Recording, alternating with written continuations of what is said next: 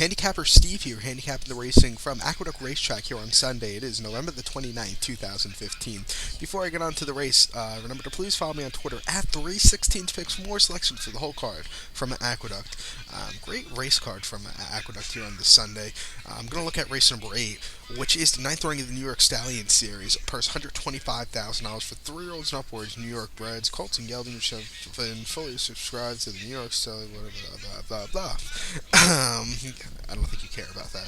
A field of 8 horses traveling 7 furlongs on the main track, and normally this day is usually the closing day of the meet for the main track at Aqueduct, but it's been so warm the past few weeks here in New York.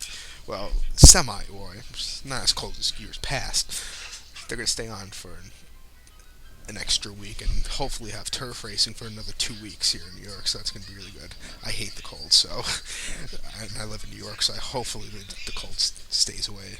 Hopefully we could have turf racing all winter. If that happens, that would be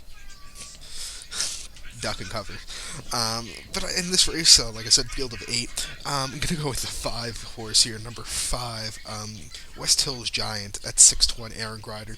Another horse I did look at was the 8 Empire Dreams, who won the Empire Classic a few weeks ago.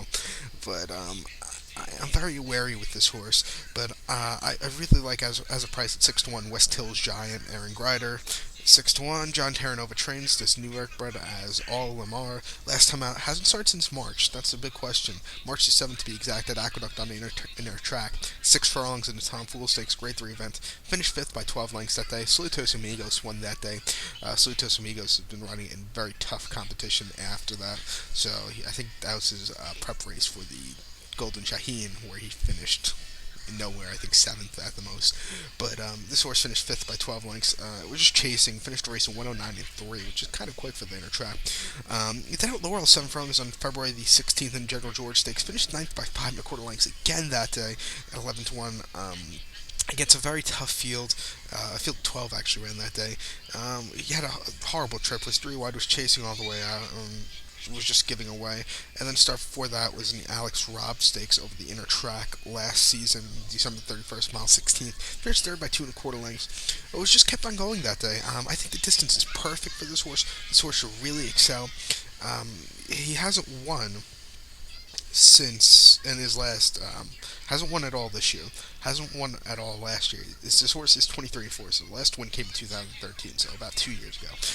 Has been training decent. Biggest question is the layoff. Hopefully he can run with the layoff. Workout 4 furlongs at Belmont, 48-4, 13th best out of 38 that day. So looking at his workouts, I think this horse is ready to run. 4-0 at the distance, but 2 seconds. So I'm going to go with this one. So recap my bets for race number 8 from Aqueduct Racetrack. Going to go with the 5 horse. Good luck to all. Please follow me on Twitter at 316 for more selections. Good luck, everybody.